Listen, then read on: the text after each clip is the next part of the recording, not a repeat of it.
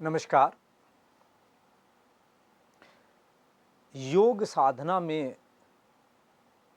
मंत्र और प्रार्थना का महत्व, इस विषय पर हम चर्चा कर रहे हैं।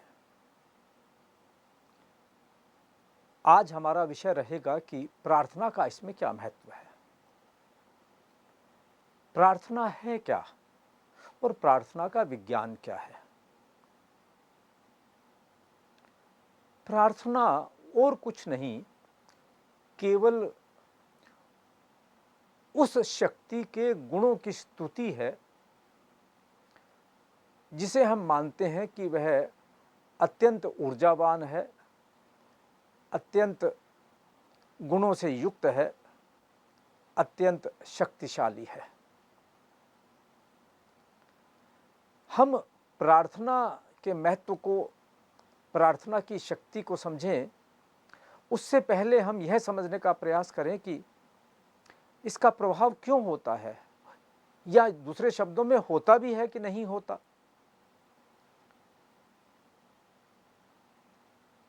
वैज्ञानिक, विशेष तौर से मनोवैज्ञानिक, इस बात को अब स्वीकार करते हैं, और स्वीकार ही नहीं करते, इस बात को वे प्रतिपादित करते हैं कि हमारे मन में जो भी विचार जिस भी क्षण आता है, वैसे ही ऊर्जा का निर्माण हमारे चारों ओर होना शुरू हो जाता है। बहुत साहित्य वर्तमान में पश्चिम में भी लिखा जा रहा है जो ये कहता है कि जैसे जैसे हमारे विचारों का निर्माण होता है, वैसा ही हमारा व्यक्तित्व बनता है, वैसे ही चारों तरफ हमारा वातावरण बनता है, और वैसा ही सारा का सारा प्रकृति का संतुलन हमारे साथ होना शुरू हो जाता है। एक फिल्म आई थी ओम शांति ओम, उसमें शाहरुख खान का एक डायलॉग बहुत प्रसिद्ध हुआ था। उसमें डायलॉग बोलते हुए शाहरुख खान कहते हैं कि यदि किसी चीज़ को बहुत शिद्दत से आप चाहो तो पूरी प्रकृति उस चीज़ को आपसे मिलाने में लग जाती है। यही बात प्रार्थना की बात है, या प्रकारांतर से वे ये बात प्रार्थना की बात को ही डायलॉग के माध्यम से कह रहे हैं। हमारे विचारों में एक अद्भुत शक्ति है, उसका एक अद्भुत विज्ञान है। हमारे विचार के साथ दो नियम लागू होते हैं।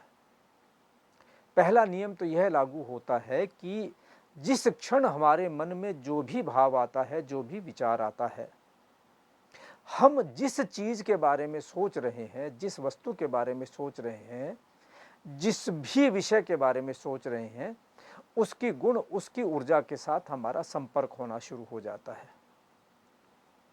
हम यहाँ बैठे हैं और हम अपने प्रियजनों के बारे में चिंतन करें, उस व्यक्ति के बारे में चिंतन करें जिसके प्रति हमारे मन में बहुत ही आत्मीय भाव है, बहुत ही स्नेह का भाव है, बहुत ही प्रियजन का भाव है। उसके बारे में चिंतन करते ही हमारा मन प्रसन्न हो उठेगा और हमारे चेहरे पर कहीं प्रसन्नता की लहर दौड़ जाएगी। उसके विपरीत हम उस व्यक्ति के बारे में चिंतन करें जिसने कभी हमारे साथ बुरा बर्ताव किया हो, या जिसको लेकर के हमारे मन में अन्यथा भाव आया हो, और उसका चिंतन करते ही हमारे मन में कहीं क्रोध का, कहीं ईर्ष्या का, कहीं भय का भाव आ सकता है। और वह जैसा ही भाव आएगा, वैसे ही हमारे चेहरे के ऊपर कहीं न कहीं वह सूक्ष्म रूप में या स्थूल रूप में दिखाई भी देना शुरू हो जाएगा।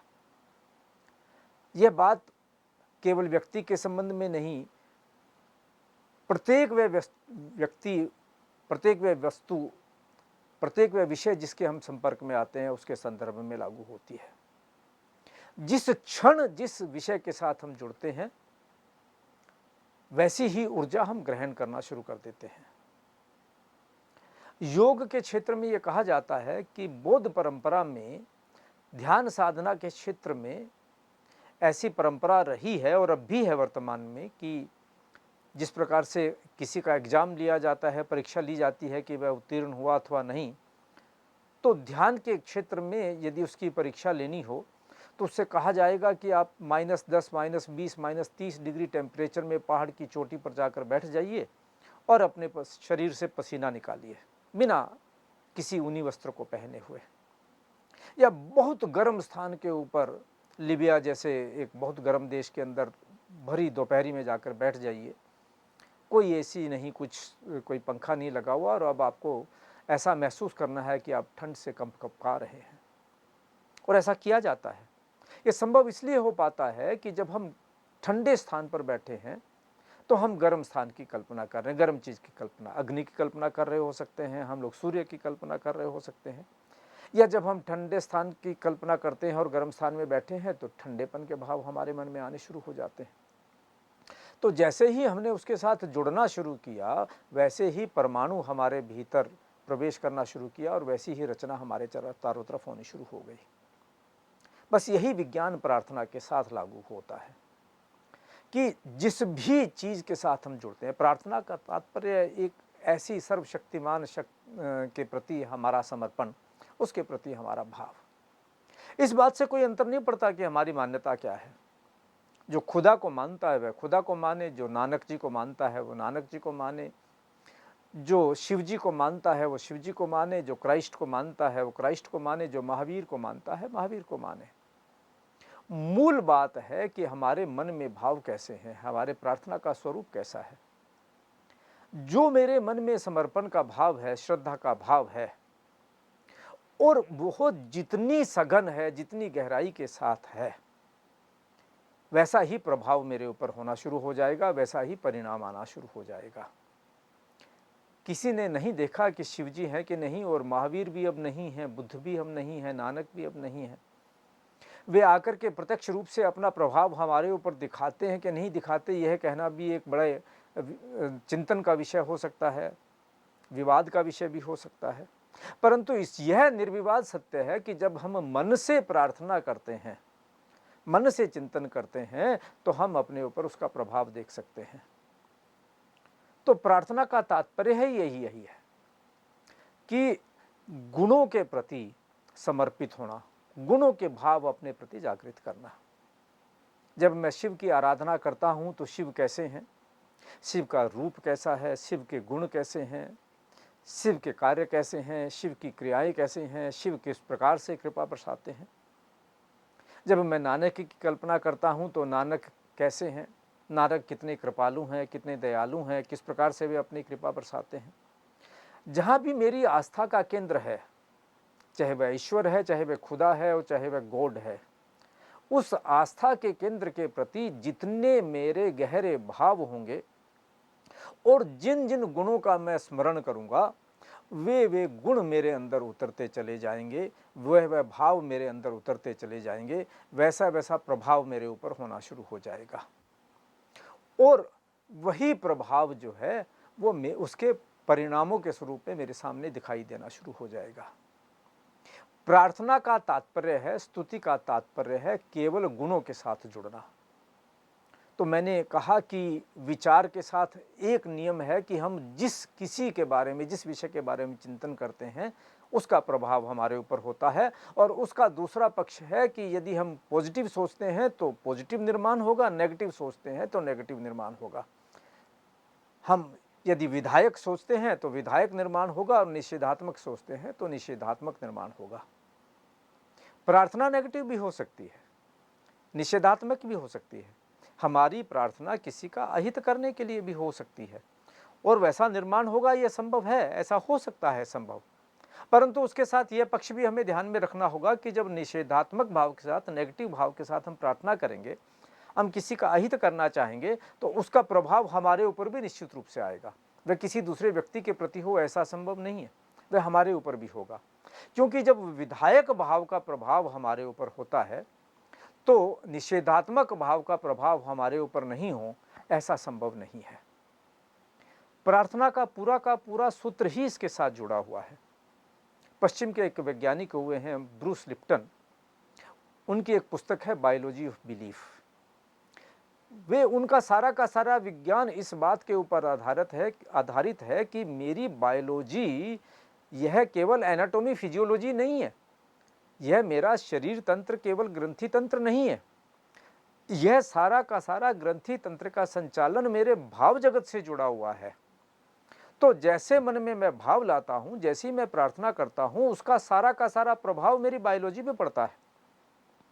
इस पर और भी बहुत साहित्य इसी रूप में लिखा गया है। मेडिकल साइंस में एक शब्द आता है प्लेसिबो इफेक्ट्स, नेसिबो इफेक्ट।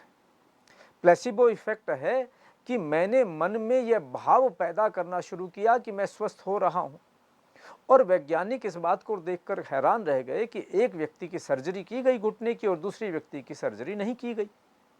लेकिन दूसरे व्यक्ति को बताया नहीं किया गया कि तुम्हारी सर्जरी नहीं की गई है, उसको ऐसा आभास दिया गया कि तुम्हारे भी घुटने की सर्जरी की जा रही है। और जब परिणाम देखने में आया तो जिसके घुटने की सर्जरी की गई थी और जिसके घुटने की सर्जरी नहीं की गई थी, दोनों के परिणाम लगभग एक जैसे थे।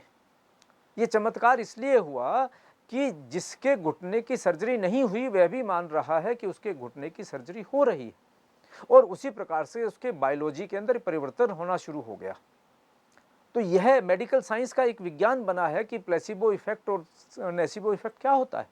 मेडिकल साइंस इस बात को स्वीकार करने लगी है कि अधिकतर रोगी दवा से कम और इस विश्वास से ज़्यादा ठीक होते हैं कि मैं दवा ले रहा हूँ और ये दवा मुझे ठीक कर देगी।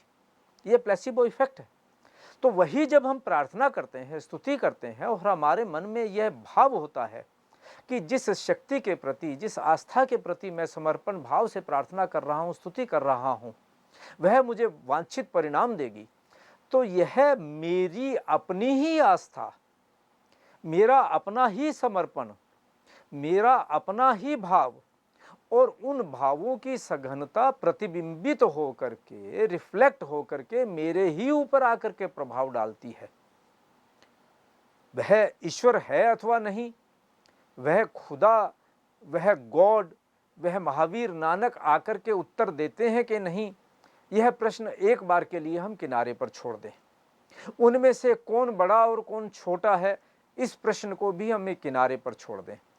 अगर केवल हम इस बात को समझ लें, केवल इस बात को जान लें और केवल इस बात पर काम करना शुरू कर दें कि मेरी अपनी ही प्रार्थना, मेरी अपनी ही स्तुति वही मेरे ऊपर प्रतिबिंबित होकर प्रभाव डालने वाली है, और जिन गुणों की मैं आराधना करूंगा, जिन विषयों की मैं आराधना करूंगा, वही प्रतिरूप में मेरे सामने आने वाला है, तो संभवतः हम अपनी सारी नेगेटिविटी से, अपने सारे नेगेटिव थॉट से छुटकारा पाने का एक प्रयास प्रारंभ कर देंगे।